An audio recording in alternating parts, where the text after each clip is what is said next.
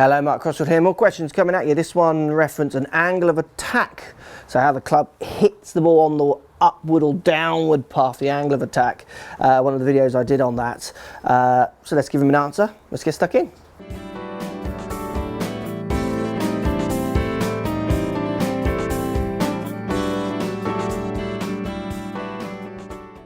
So, question here from Frank. Hi Mark, love the videos and the new app. Thank you, thanks for getting the new app. Could you please explain if the AOA, so the angle of attack, changes with different irons? For example, a 9-iron versus a 3-iron, or if you should hit down the same amount with all of them. Cheers, Frank. Hashtag always improving, like the hashtag. Look, Frank, yes, not as black and white as that. So if we do the basic answer, the angle of attack will change fractionally, so more steep, more downward with a 9-iron, and less downward with a 3-iron. I have played with very good players and some world-class players who hit 4 down, which is what tour average is with a kind of 6 or 7-iron, with a 3-iron. That's how they play, that's the style of play they've got, that's what that gives them their desired launch, that's how they've got to where they've got. They don't change it. So it's not as black and white as that you should just X, Y, or Z. But look, for me, I've got a 7-iron here. If I was hitting this, I've got the ball pretty much in the middle of my stance, and I'm going to feel like I hit down, there's divots taken, and I'm measured around 4 to 5 down with my 7-iron. Now, if you give me a 3-iron, I tend to get a little bit level, 1 down, sometimes even 1 up, which is why I don't suck with the 3-iron. And I push the ball forwards to try and hit a little bit less down at it.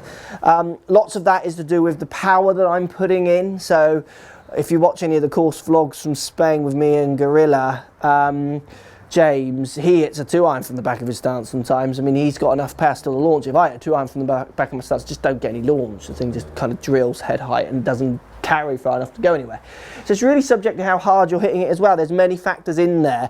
What you're trying to do with all your irons is get the desired launch to get the maximum distance. For me, I've worked out 4 or 5 down with a 7-iron gives me max distance, nice strikes. And then my 3-iron, I'm around 2 down to 2 to 3 down, maybe 4 sometimes, if I'm confident enough, but I do then struggle to get the launch sometimes and get the height to get the carry with that subject to the wind. So your angle of attack will change with the 2 irons, so from one extreme to the other. It's very subtle, and for lots of people you can, this isn't always the case, because I've done videos about how the bottom end relates to the handle end, which can affect if you hit up or down. But for lots of people, certainly if you're anywhere near a textbook action, which I guess who is, but just moving the ball position a little bit, so having the ball slightly edging forward for those less lofted irons can do it enough to give you the desired launch.